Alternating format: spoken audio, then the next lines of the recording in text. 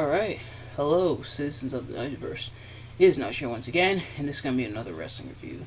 So, actually, this is going to be a re-recording of a wrestling review.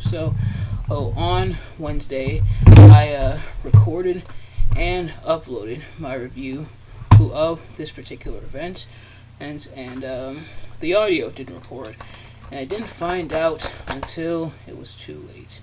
It's one thing, and it's bad when the audio doesn't record on your video. But it's another thing and horrifying when you find out after the video was uploaded. So what actually happened was I actually clicked on video. I saw it in YouTube and everything, because sometimes I watch my videos from time to time while they're on YouTube, because why not? You gotta learn how to grow and improve somehow. And when I clicked on it, no sound. So I took it down. Kind of made a little post about it, a little like follow-up addendum to my post on social media about it. And so now we're gonna be here re-recording it. The other thing is, it's still warm here in Buffalo, and this time I don't have a sweat rag to come to the rescue, so you might see me wiping my forehead and stuff. I don't think I was doing it as much when I recorded it yesterday. Technically Wednesday, because this is going to be going up tomorrow, aka Friday. But but nevertheless, as for this review, let's get right into it. My mic's working this time. So let's get right into it. So at one point in time, there was the big three.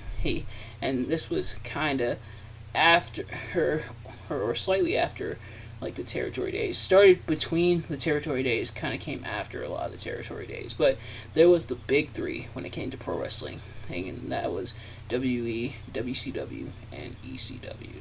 And eventually, with the closure of the Monday Night Wars in 2001, the end of the Monday Night Wars with WWE purchasing WCW, and ECW going out of business, WWE was the last one left standing. They were known WWF, I should say, at the time.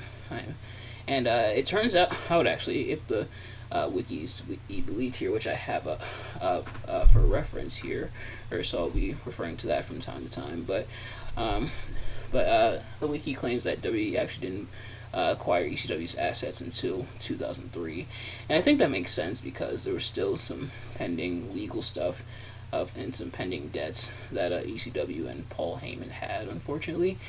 But eventually WWE also acquired ECW. But what happens when WWE not just brings the band back together for a one-night reunion, but also gives a chilling premonition of what would be to come, especially next year? Or I'm talking about ECW One Night Stand 2005. And these reviews are going to be kind of like a two-parter or so. This is like part one, talking about ECW One Night Stand 2005. And then next week I'm going to be talking about ECW One Night Stand 2006. And I'm watching and reviewing and discussing that event. But as always, I'm not a professional wrestling reviewer or analyst, just a man who enjoys a good time, which I definitely had here. A few things to note before we get into the matches themselves, and if you've seen these reviews before, you kind of already know how this works.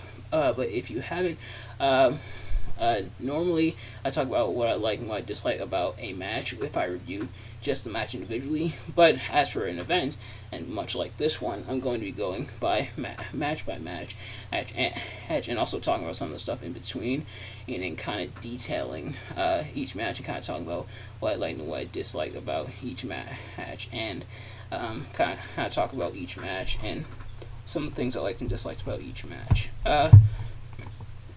So without further ado, let's get into that. But also, before we get into the matches themselves, presentation-wise, as if my light would not cut off randomly, presentation-wise, definitely feels like old-school ECW.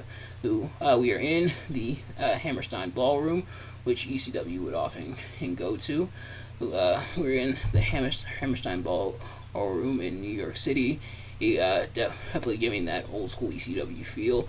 Oh, and a lot of the talents that they had on hand and for the show, all like former ECW guys, and some of them, and most of them even, reprising some of the like ECW characters and gimmicks and things like that. And another thing to note, and this may be an edit as part of like the network and everything, because I did watch it on Peacock, of course, aka the WWE Network on Peacock, and I do miss the old WWE Network, but uh, but they do have different segments showing like highlighting some of the crazy, insane moments. And it's kind of taking trips down memory lane when it comes to the old school ECW. And that includes moments like the "Give Me a Chair" moment, where the fans do a bunch of chairs in the ring, or when Public Party invited a bunch of fans into the ring and they all danced around until the ring collapsed. And so just reliving some of the good times. And then they also have an in memoriam reel of some of the people, some of like the former ECW talents who passed away, at least at the time of that show. Including people like Big Dick Dudley or Terry Gordy or Chris Candido, who originally was supposed to be on the show in the opening match, which we're going to get to, but sadly he passed away less than 2 months before the event due to complications of a surgery that he was having on one of his calf implants, if I'm not mistaken. And so he died while in surgery, so he has to be replaced on the show. But a nice little in memoriam reel. But it's also sad considering we have those people who are obviously no longer with us, but then we have people who worked the show who are now no longer with us, and we'll get to some of them here. But starting with the opening match, as Lance Storm battled Chris Jericho. So Chris Jericho filled in for Chris Candido. Lance Storm battling Chris Jericho. Lance Storm coming out with Dawn Marie, his valet in ECW, who pretty good match between the two.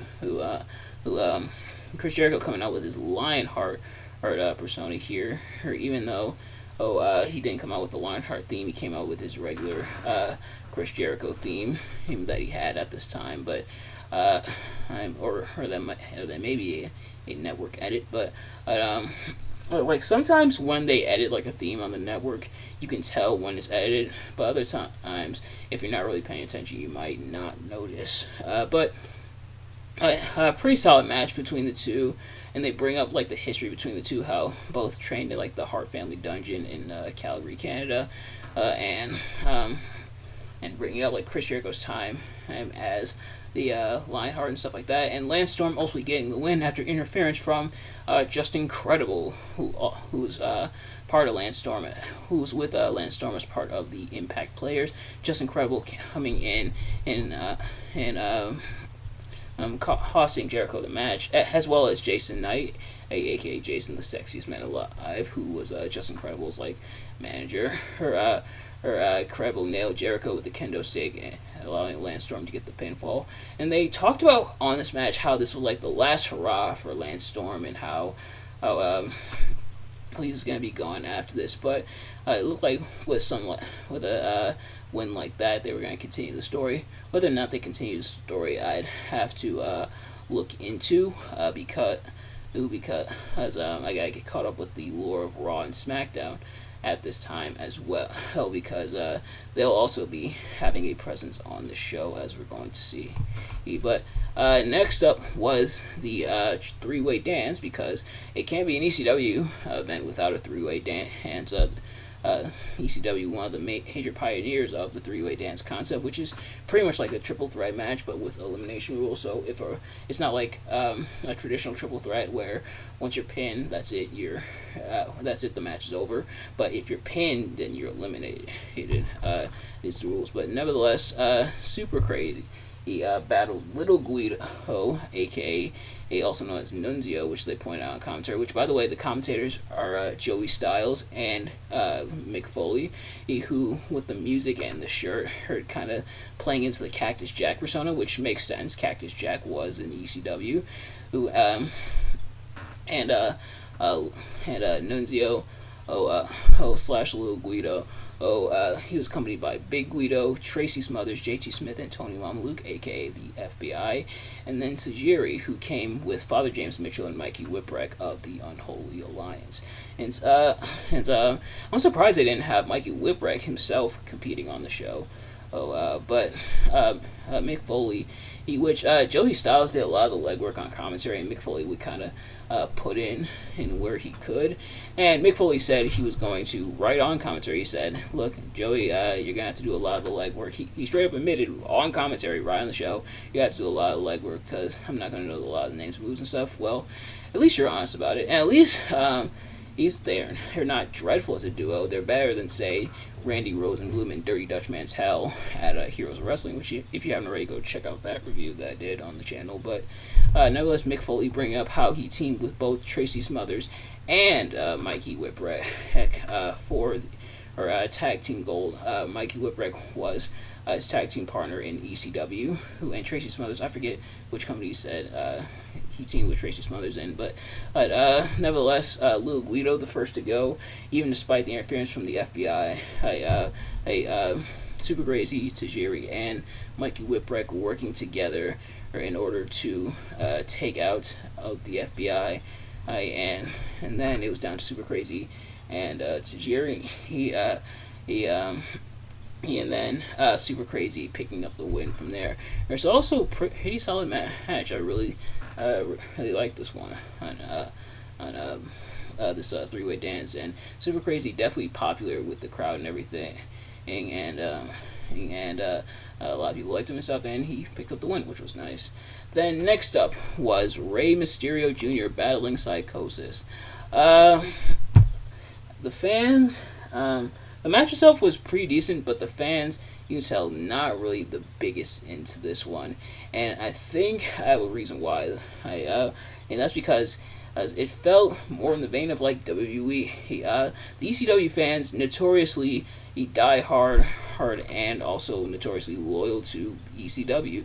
And so when Rey Mysterio came out with his WWE theme and his WWE appearance, they tried to call him Rey Mysterio Jr., but everything about it screamed like WWE. He's Rey Mysterio. And then Psychosis, who he had the mask while he was in ECW, but took off the mask because obviously he in Lucha Libre culture, once you take off the mask, you're not allowed to put it back on.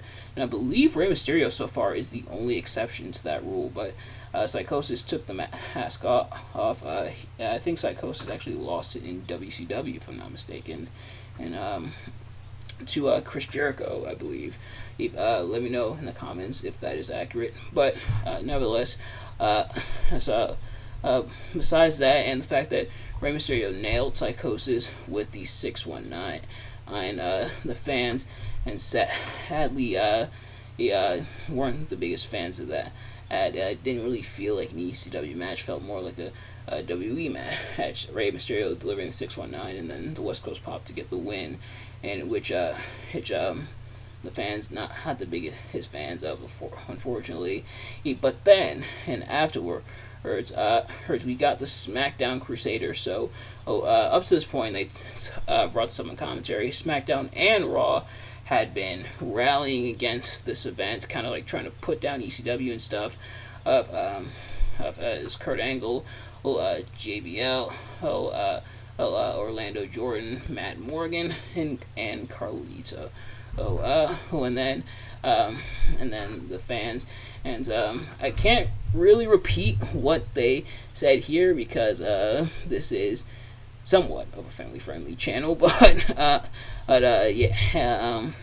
it was some not as savory stuff. And then Joe Gerner came out trying to, get his shtick in, but wasn't able to. Who then Kurt Angle and JBL jaw-jacked with the fans, which is ironic that they had Kurt Angle here, considering it was ECW that almost caused Angle to not go into the pro wrestling business. So the story goes that ECW High Incident 1996, Raven and the Sandman faced off, and then afterwards, Raven hung Sandman up in the ropes and put a crown of barbed wire on his head.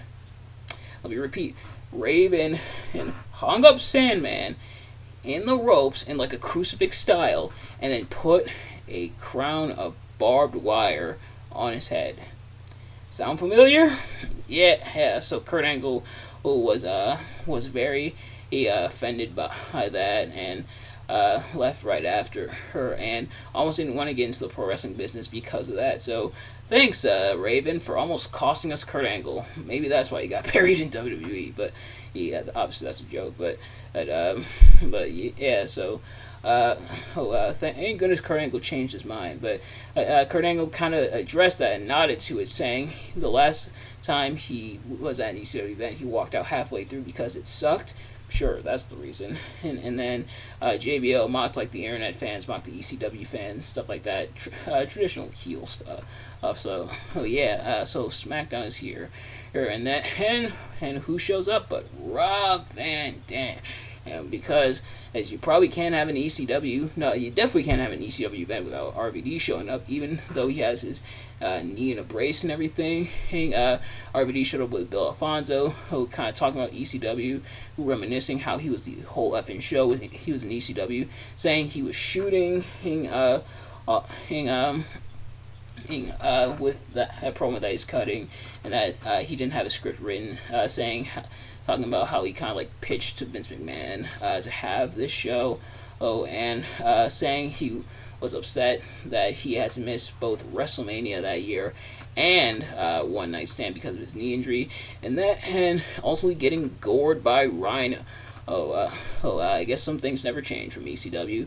But then Sabu makes the save. And so now we have an impromptu match between Sabu and Rhino, and this match was kind of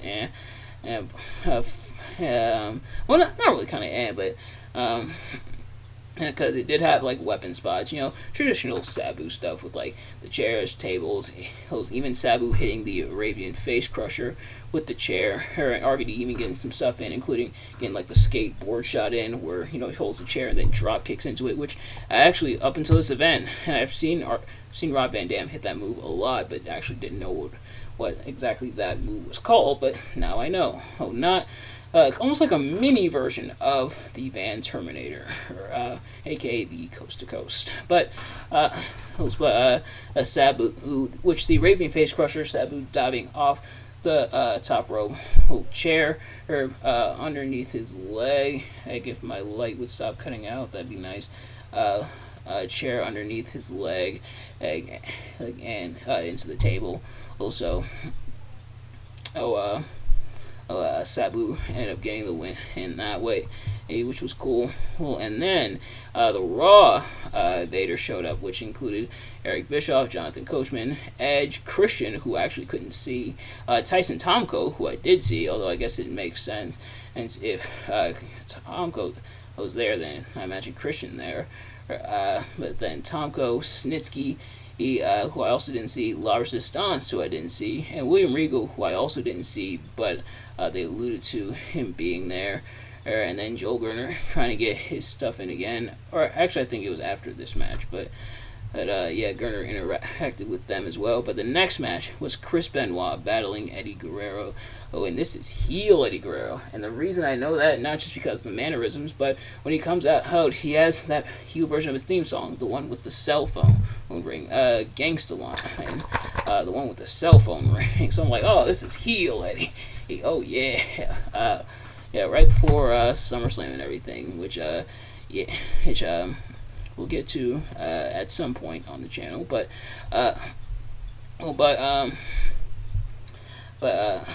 so Benoit and Guerrero, who put on a really solid match against each other. Benoit and Eddie Guerrero, say what you want about how Benoit is a person, but Benoit and Eddie Guerrero definitely able to put on good matches, and definitely able to put on a good match with each other. And then Eddie Guerrero eventually tapped out to the crippler crossface. It was kind of weird though, because Eddie Guerrero just sat like this for a minute before finally tapping out. Almost seemed like he was supposed to struggle a lot more, but didn't really. Throughout the match, because Edge was there as part of like the Raw Crusaders and everything, and they made some less than savory comments towards Lita in the chants, which ECW, they're known for their creative / kind of messed up chance. And then Gurner, like I mentioned, Gurner showed back up, even begged Eric Bischoff for a job, which I was like, whoa, what? And then Bischoff just like shoot him off, threw the beer on him, poured the beer on him, saying ECW sucks, and kind of doing the same as like SmackDown did. And then we get to Mike Awesome in the semi-main event. Mike Awesome battling Masato Tanaka. So a few things to mention before this. For starters, kind of a revisiting of their feud they had not just in ECW but also FMW in Japan. The next thing I want to mention is Joey Styles definitely has the memory of an elephant, and as he brings up how Mike Awesome like betrayed ECW, left while he was still ECW champion, in which interesting story, Mike Awesome, while he was ECW champion, left, showed up in WCW with the belt, and so they had to take it off of him. So they had the match with Taz. This is after Taz went to WWE/WWF. I think pretty shortly after he debuted at the Royal Rumble 2000. So Taz battled Mike Awesome for the ECW Championship, with Taz winning it from Mike Awesome. So, in other words, a WWF guy battled a WCW guy for the ECW Championship. It's still one of like the craziest wrestling moments, and it's that a lot of people allude to, who talking about like insane wrestling moments, and it's that a WWE guy faced a WCW guy for the ECW Championship. But it happened, and I'm sure we'll definitely, on the channel, I definitely want to review that match at some point, and I definitely will. But yeah, Joey Styles very upset about it, making some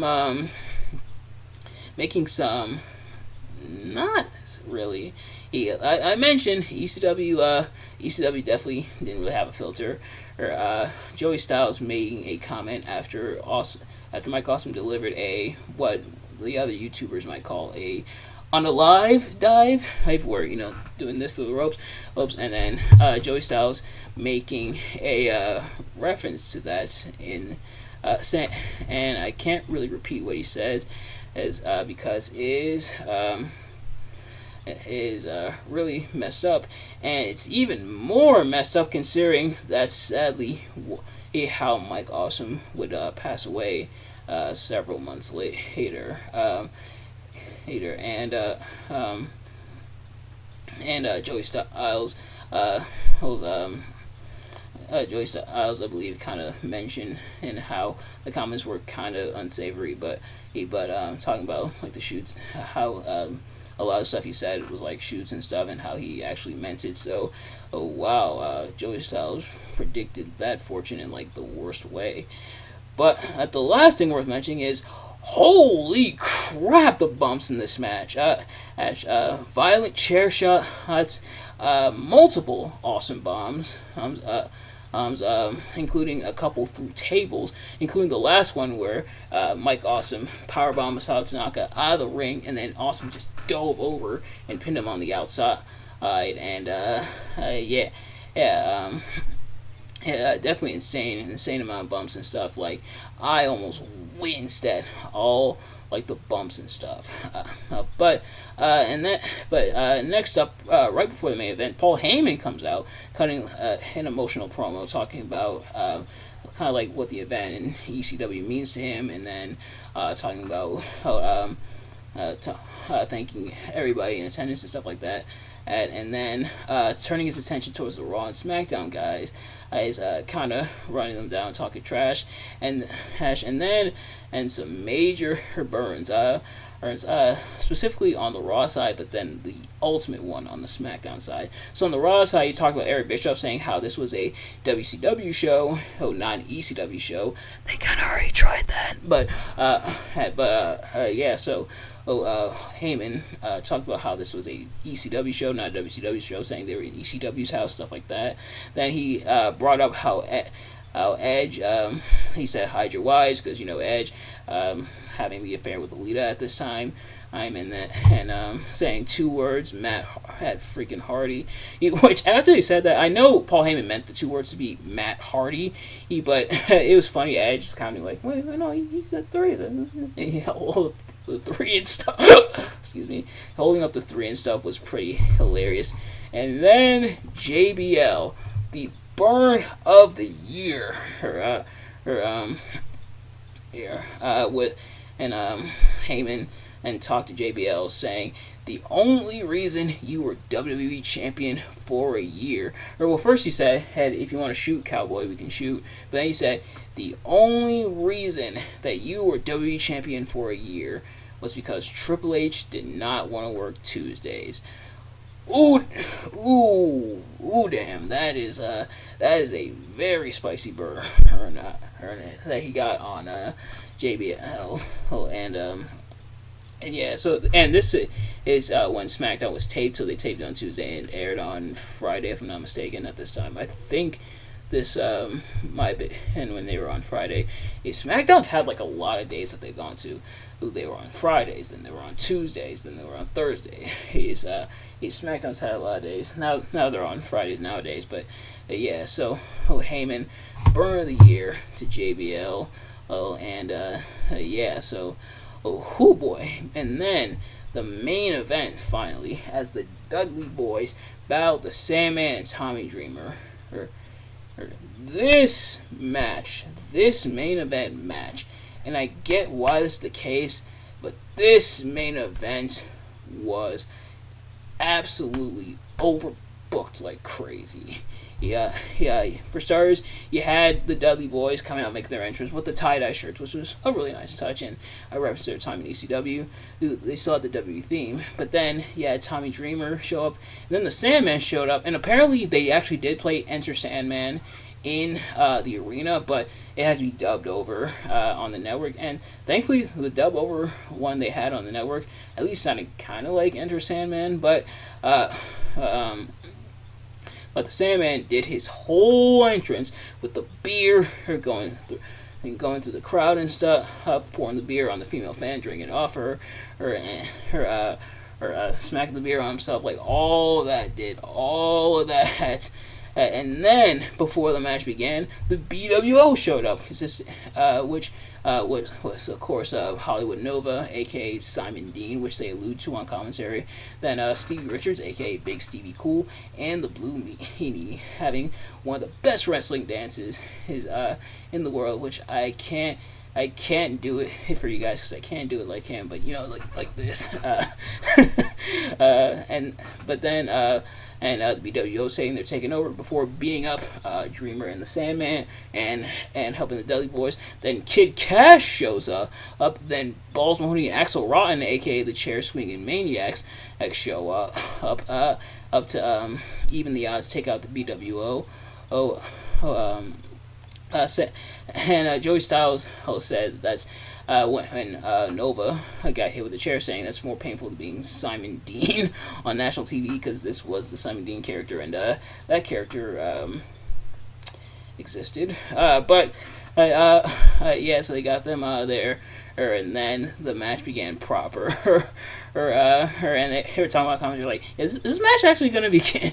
The match began, and a lot of violence and a lot of bloodshed. With the chairs, there's the trash cans, the street signs, and the cheese grater, which admittedly, I kind of had to look away for. Like, I should be used to stuff like that, because I saw some stuff with, like, when Moxley and Hangman Page fought, did the fork stuff at Revolution. If you haven't already, go check out that review. But, so that was kind of maybe a little squeamish, like, ooh, so definitely going to town each other. Then the Impact Players showed up. That's Lance Storm and Just Incredible. And then Francine showed up to help out the Impact Players as they attacked Tommy Dreamer and the Sandman. And then Beulah McGillicuddy, aka Beulah Dreamer, showed up did the cat fight with Francine, and then Spike Dudley showed up to help out the Dudley boys and help them get the win and sent Tommy Dreamer through a friggin' flaming table. And Spike Dudley also showed up in the glasses and the tie-dye shirt as well, which was pretty cool. Cool. And then the Dudleys attempted after the match. The Dudleys were gonna attack Beulah, but then Sandman showed up and then trying to help her out and help her out while also simultaneously asking for a beer. Priorities, I guess. Then Stone Cold Steve Austin showing up and Stone Cold Steve Austin, which definitely makes sense for him to be here, considering there may not be a Stone Cold Steve Austin without ECW. So, the story goes after Steve Austin, who was Stunning Steve Austin at the time, left WCW. He was fired by WCW for like being unmarketable and stuff. After he left, Paul Heyman, who remembered Steve Austin from his days in the Dangerous Alliance, and offered him a job, offered him a position in ECW, which Austin accepted. So Austin, while his time in ECW was brief, we saw the beginnings of the Stone Cold Steve Austin character with the way he cut promo. Some of that like real frustration, but also getting to show like his humor side and everything. And he had a feud with Mikey Whipwreck, with Stone Cold adopting Mikey's finisher because the Whippersnapper is pretty much just like the Stone Cold Stunner, or so Stone Cold adopting the finisher and everything. So Austin definitely short time, but also like a very formative time. And if you can look up Stone Cold Steve Austin cutting the promo about him being fired from WCW, I should say, while he was in ECW, it's definitely worth the watch. But Stone Cold showed up, saying he was going to get beers for everyone, but called out the ECW originals. Then he called out the Crusaders, who were up in the, which I forgot to mention, the Crusaders were up in the stands, like, watching and everything. They had, like, their own private, I guess, like, suite. He was more so just seats, so I guess their own, like, private section. Stone Cold called them down, threatening to come after him, so they made their way to the ring. Eric Bischoff, like, pieced out and tried to go to commentary.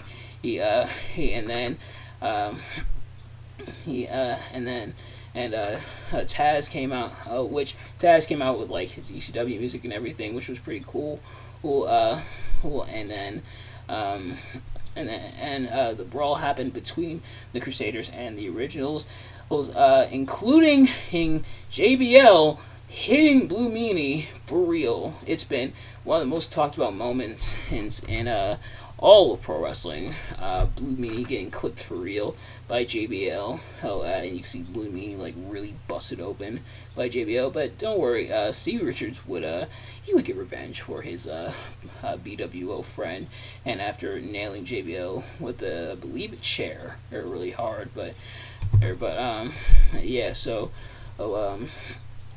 nevertheless, the brawl happened. Taz locked Kurt Angle in the Taz mission, in which, nice bit of continuity, because Kurt Angle was the first person Taz faced when he first came into WWE, and then the Originals came on top, and Eric Bischoff, Austin called Eric Bischoff into the ring, and told Mick Foley to grab Bischoff by the head and escort him into the ring, which Mick Foley did. Then they beat up Bischoff, 3D, stuff like that, 619, which the fans weren't as receptive to, but thankfully, I guess, because it was Eric Bischoff tried to win it back, which they also, to the credit, I mentioned how how the fans weren't as receptive to Rey Mysterio and Psychosis, but they definitely did some cool, like, lucha moves and doing, like, high-flying stuff, especially to the outside, in order to try to win the fans back. But Bishop got beat up, and then Austin has Bischoff while Bischoff was lying on the ground. We thought Bischoff said FECW, so Austin, of course, delivered the stunner. Then the Dudley Boys placed him on the truck to end off the show, at least the broadcast, and of course, according to the wiki here, some stuff even happened afterwards. So yeah, what a show, and definitely really felt like an ECW tribute show. Sadly, they weren't able to get every person from the original ECW. There were some major exceptions, such as like Shane Douglas, who actually I believe ran a show counter to this one, on like another kind of ECW reunion tribute show. But But nevertheless, as for this show, if I had to pick the strongest and weakest match of the night, the strongest I probably got to go with either Lance Storm and Chris Jericho because they did really well. Three-way dance because they also did really well, and Chris Benoit and Eddie Guerrero because they also did really fantastic. And then Mike Awesome and Masato Tanaka for all the insane bumps. If I had to pick the weakest though, I might have to go Rey Mysterio and Psychosis. Yeah, so nevertheless, that's going to do it for this event. Thank you all so much for watching. Glad my audio was able to work this time. But thank you all so much for watching. I hope you enjoyed. If you did, please do me a favor. Like, comment, subscribe, share it with your friends. Turn on post notifications so you know every time I upload a video so you can see as soon as it drops. Let me know in the comments below your thoughts on the event. ECW One Night Stand 2005. And my review of it. Did you like to dislike the event? Did you like dislike my review of the event? Let me know in the comments.